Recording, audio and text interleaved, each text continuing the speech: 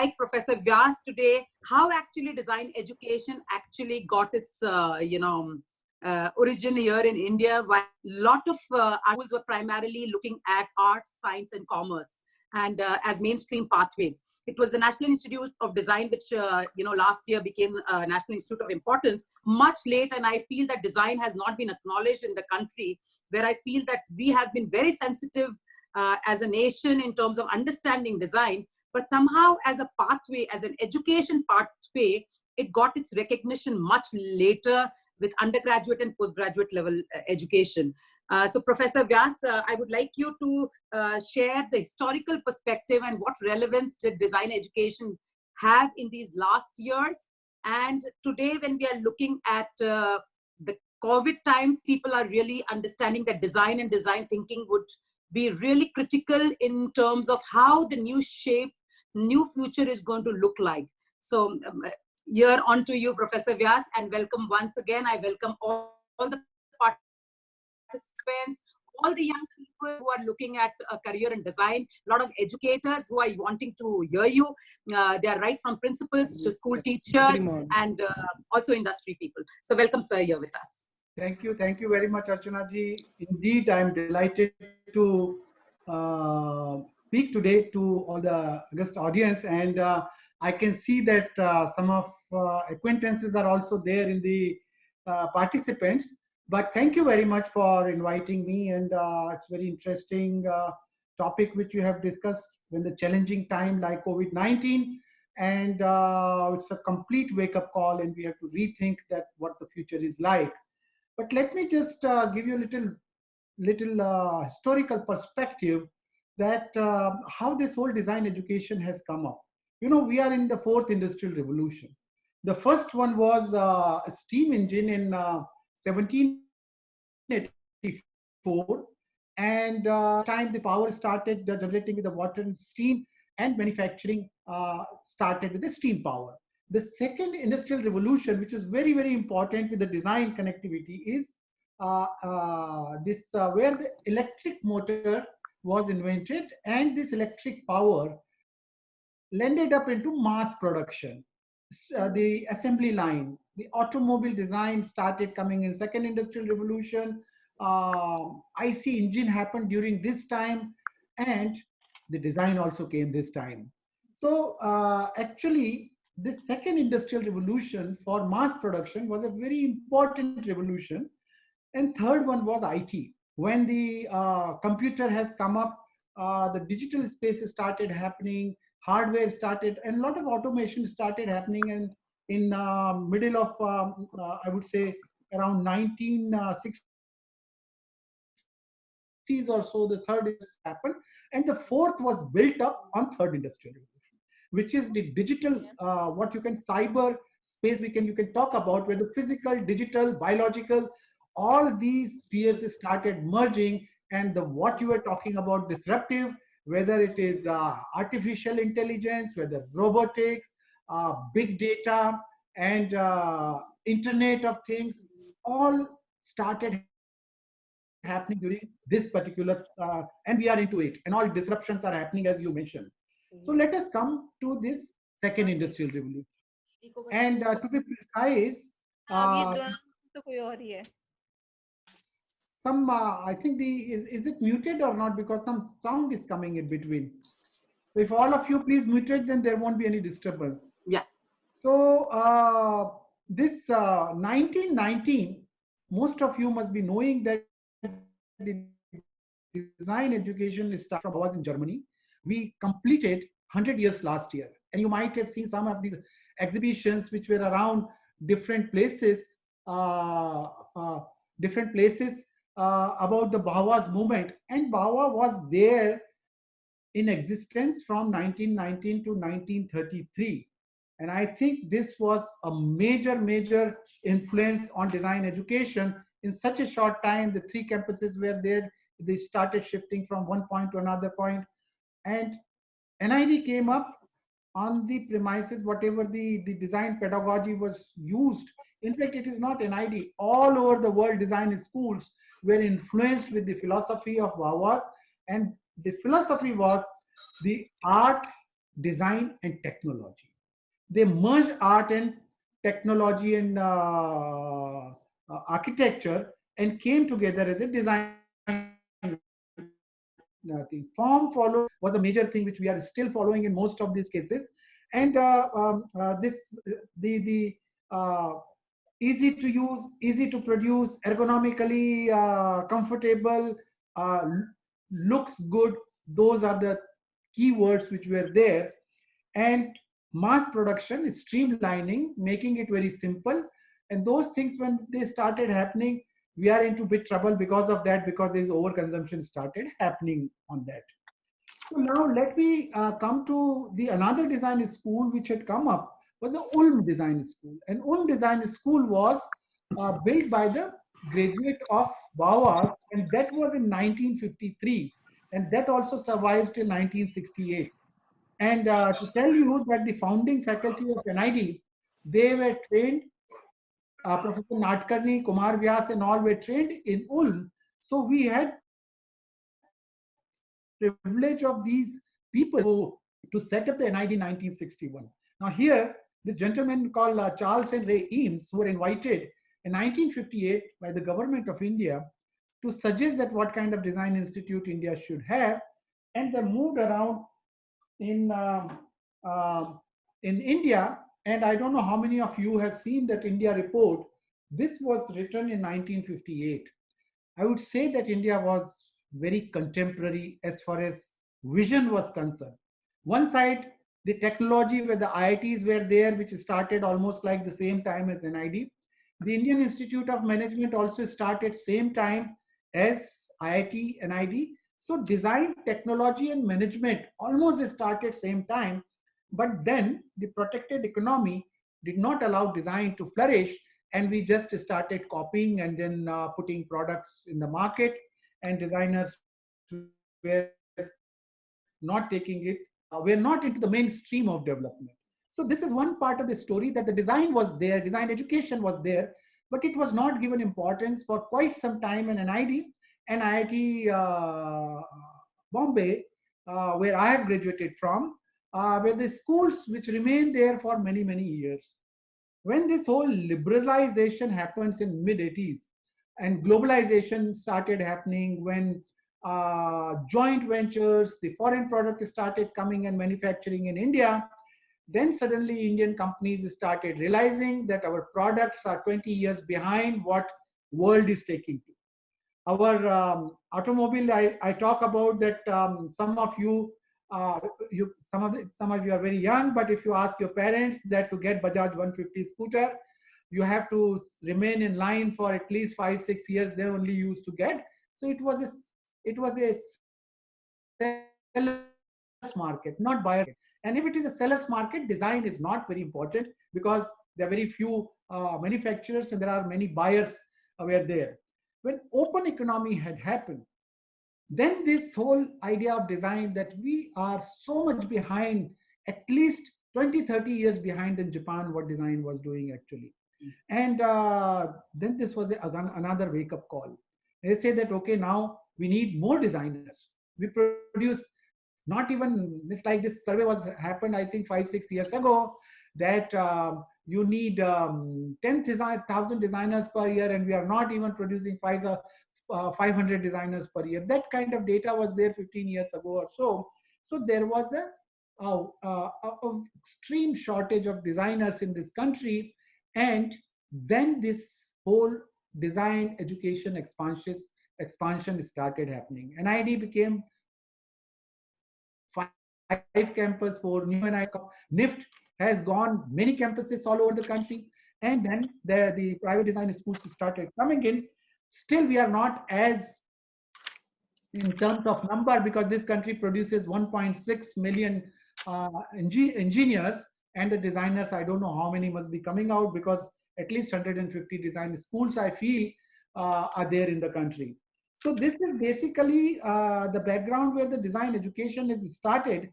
And it started with second industrial revolutions. The style, comfort, safety, all these aspects were more on the product expression, or for that visual communication, typography and print and all those, again aesthetics and the how you design the book, how you design the poster. So visual aspect was quite a big consideration. But when NID started, it has taken the Ulm philosophy, that they say that the technology is there, design and art is there, but then we should include the sociology, philosophy, anthropology, and what you call the humanity. And this was, I think, the crux, and I think the most important and differentiated with all other education program. The design education became very, very relevant. I think the systems thinking part was brought in by the Ulm School of Design, and today everybody talks about design management, design thinking. It is design thinking aspect into it. So I would say that historical perspective, the journey started happening in second industrial revolution, and now we are into the fourth industrial revolution. Things have changed, and the challenges are of a different nature, and nobody would have expected that that the way we have consumed uh, manufacturing, design, and continuously designing one after another uh, for this sake of consumption, to keep the industry running so the GDP becomes more, started resulting into huge economical, the ecological degradation. So, And Professor Vyas, I'll take it from here. So, yeah, considering that education and industry, they have a, it's like a going together kind of a thing. But we've seen that education and industry has worked in silos. And we truly feel that, while education needs to guide the industry, and the industry needs to handhold the education. How do you see that, how now in the new normal, education would shape up in a manner where, what kind of participation do you see? How would the industry behave? How would education be relevant for the industry? What would the learners really require to learn, and what would the educators need to teach? Now, because we've been talking about the man in the machine, and there's a man behind the machine, right? So while we're talking about the digital revolution, which is, people again have been talking about, is the hand going to be there? Is the digital going to be there? I think the craft itself is also now as a digital craft, right? While people are sitting at home and working on their machines, which is also a kind of a craft. So there's a whole question mark, right? If our crafts will sustain, will the education of design encompass the community, the livelihoods? Would it be industry driven? Would the education shape the industry, or the industry would demand from the education? So these are a couple of questions that all educational design education institutions and a lot of the education, whether it's engineering or management, they're all trying to address this question, because this is a time where we have an opportunity to reinvent completely what we want. I think it's very good question, and good you interrupted, because I was just flowing into the history and coming it. So please do that, because I think it's a very relevant question you have asked. You see, there are lots of design educators are there, and I want to tell them one thing. Many times people come and say that our education, our graduates are industry ready. That industry, what they are looking into, our graduates are there to provide them. And I think this is the big catch, that we are driven, design education is driven by the industry, while it should be other way around. Now you see, when you are taking design education, there is a value into it. You have to really, you have been given this all aspect of society, you're given with the environment, you're given for that how inclusive development should happen. So lots of things which we study into this whole design education. And when you say that we are working for the industry, I think the purpose gets defeated, because industry wants to make money. It's very fair that they want to churn out and then take things to forward. But if you really get into their tone, meaning what they will tell you, you will do it. And this is not the education. I know that there are pressure, but you should be able to tell industry that, yes, sir, what you are telling me, I will look into, but let me tell you what is correct for you. If designer go to industry and start telling them what is correct for them, I think we would not have got into the mess which have gone in, because we were just following the industry for mass production, mass consumption, the things which are not required, which are just pouring into this single use plastics and other things which are coming, like the China and the similar thing which we are doing it. So I would say it's a very pertinent question, and I want to tell with a greater emphasis to all educators that we don't have to train industry ready graduates, but we have to train with the some value systems where they can tell industry what is correct for them. Okay, so very precisely that you said is there's certain values that young people or the new generation needs to imbibe. So mostly because we have been now fixed into this pattern of consumption and a capitalistic approach, where it's all about that you have to have a job, you need a good employment, you will be successful if you have a good package coming to you. So now this is again what you're saying is completely opposite to that, and you're saying that right now we have an opportunity again to rethink that after the COVID times, is it going to be the industry partnering with the institutions? And I think the institutions will never be able to bring in the kind of infrastructure that an industry can bring in. So I think it's a great opportunity to actually join hands and work together rather than we directing each other, but we have to be mutually be in a sphere of co-creation. I see that as a great opportunity. And we are again talking about, so there are two thoughts that are going on right now, is the Gandhian way of saying a self-reliant, sustainable ecosystem. And on the other hand is again a consumption-based, a digital economy where the world is again flat, and how it's going to address the digital can make everything available to everybody. So these are these two contrasting models that are going to be there. So while you're talking about values, especially to young people of our nation, what is your message, understanding that you are yourself an industrial designer who's passed out from IIT, has shaped up an institution, a lot of graduates who passed out from NIT are shaping the industry. So I would like to hear your perspective, because these are two contrasts, and I think somewhere that balance is required. But how would we achieve that balance? Because you sit on boards, you're sitting on the Confederation of Indian Industry. The industry would always say, this is what we want from education. This is what you are not industry ready. You are not that way. So I understand that intention is also driving. So I definitely am really keen on hearing your view on this. Oh, I think the COVID-19 is such a strong wake-up call, but it is not the last wake-up call. There could be another a more serious thing. Don't correct ourselves. Just think about it. Just think about it.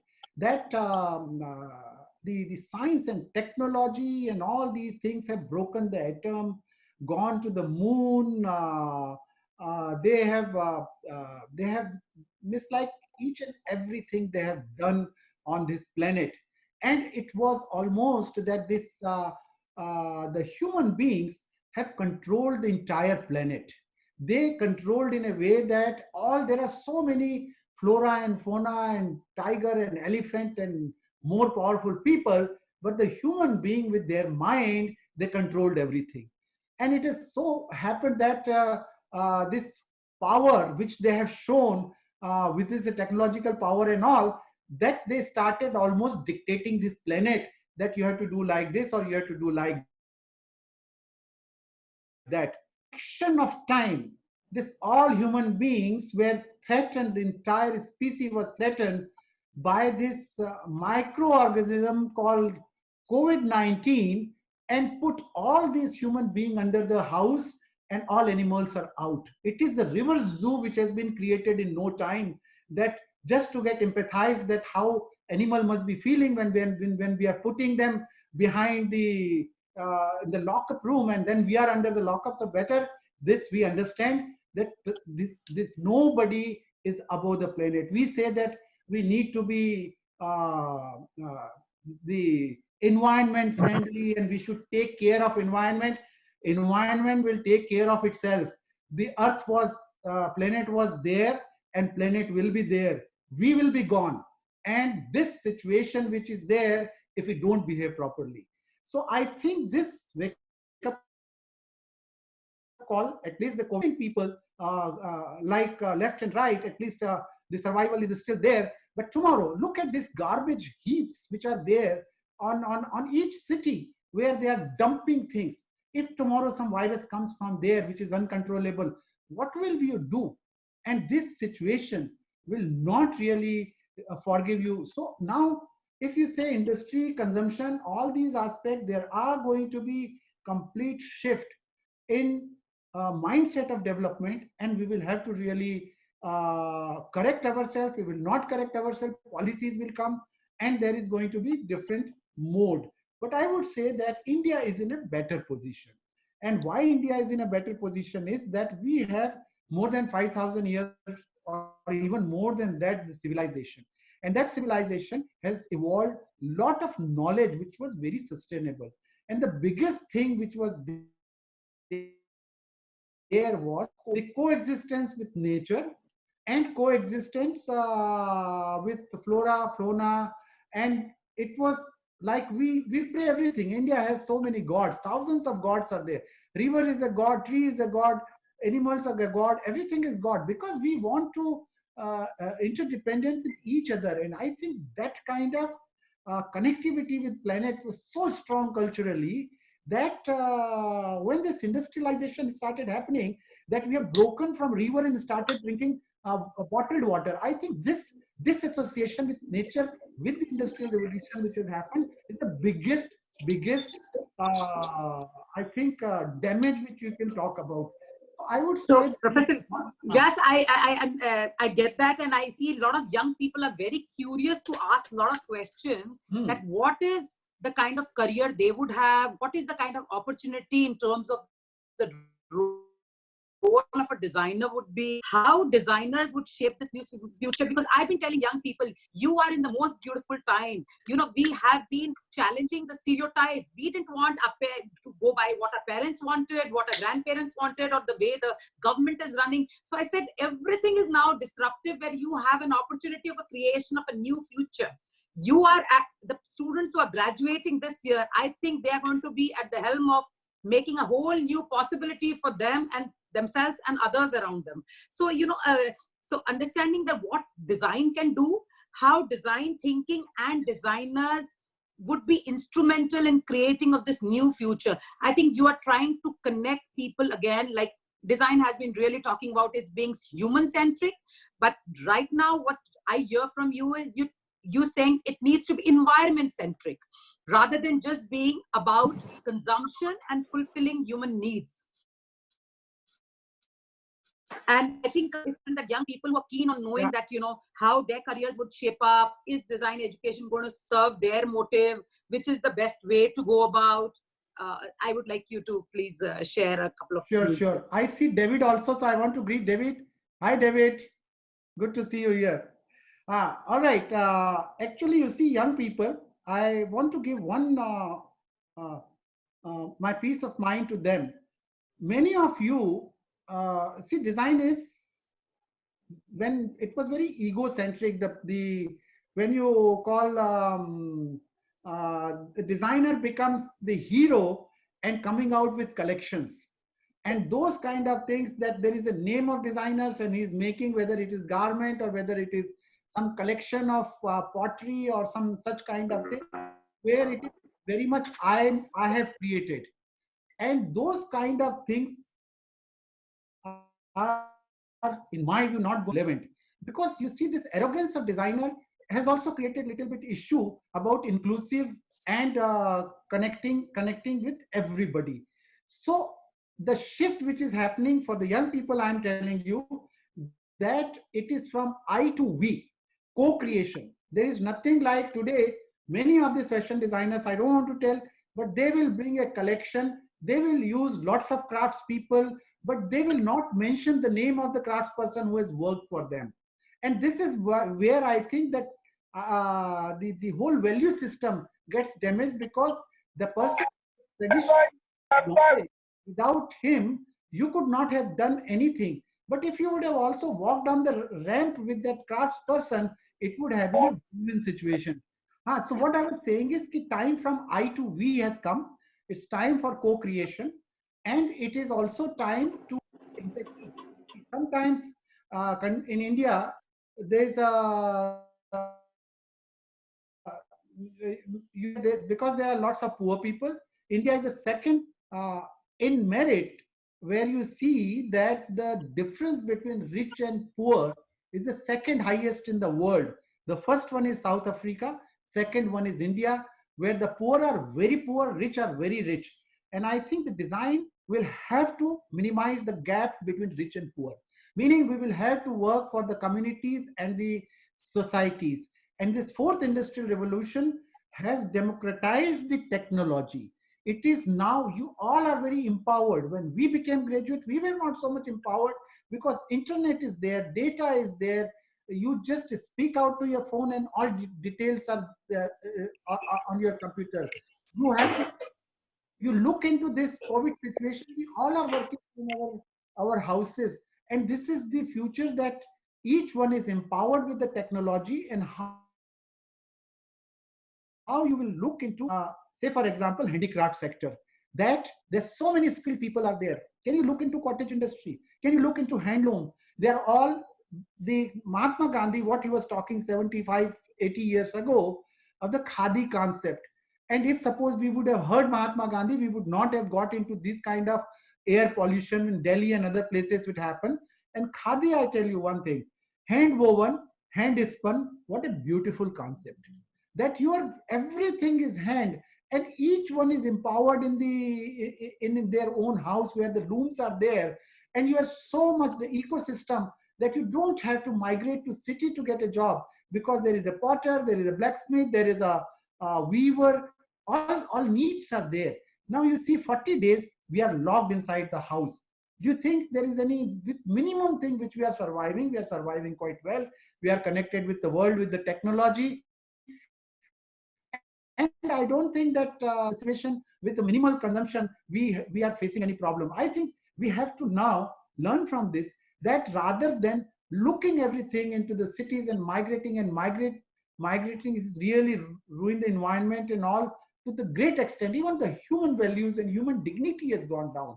So I think how this what you call disperse, or not concentrating on places, but moving everywhere, and see that the opportunities are coming. So as a designer, when you have all these tools of internet and robotics and all, you can really do things very strongly. And I would like to tell here one thing, that India, because I'm a product designer, I may talk little bit more on that side, but India is very strong in biotechnology. And biotechnology is, that's why India is coping up and also helping, because we are in lots pharma companies and other things which are there. And India is very strong in IT, and IT has really brought India up.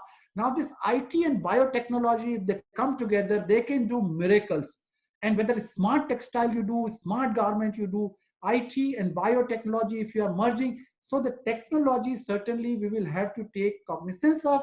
We will have to also look into what are the need of the masses, because there are two things, human need and human behavior. The behavior is sometimes that I want to behave like that, and I want to have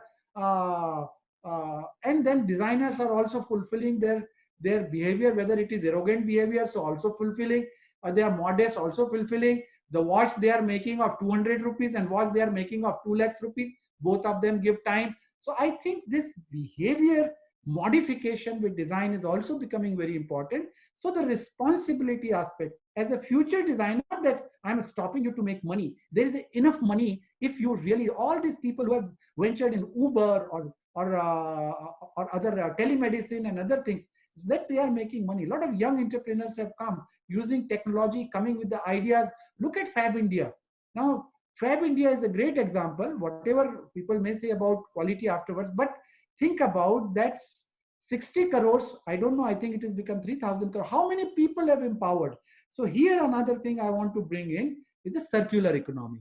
Today, designer has to get into circular economy. And what is circular economy? That if you are buying a shirt, the money which you are paying for, is it feeding somebody else or not? Yes, corporate, if a ready-made shirts or other thing is there, but in khadi that philosophy was there, that the weaver will get money when they are making a shirt, the tailor will get money in the village when you are making the shirt. So I think your this whole is empowering with your act is that circular economy where end product, somebody's waste is somebody's raw material. Those things which we'll have to consider in future, and there is enough scope. It is enough scope in these areas. So it's not that this 2021 collection what will do now. You cannot go out what collection will do.